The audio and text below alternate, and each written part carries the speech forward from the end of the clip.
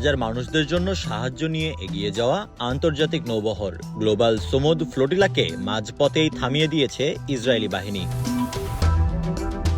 সর্বশেষ খবর অনুযায়ী ইসরায়েলি নৌবাহিনী এ পর্যন্ত ১৩টি জাহাজ আটক করেছে এবং ২০১ জনেরও বেশি কর্মীকে গ্রেপ্তার করেছেন। সুইডিশ পরিবেশ কর্মী গ্রেটা থুনবার্গকে আটক করা হয়েছে। আটককৃতদের মধ্যে তুরস্ক, স্পেন, ইতালি এবং মালয়েশিয়ার নাগরিকেরা আছেন।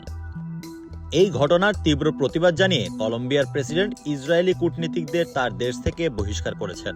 ফ্লোটিলার আয়োজকরা বলছেন, ইসরায়েলি আন্তর্জাতিক জলসীমায় সামরিক জাহাজ নিয়ে হামলা করেছে এবং কর্মীদের আটক করেছে, যা জলদস্যুতা এবং আন্তর্জাতিক আইনের স্পষ্ট লঙ্ঘন।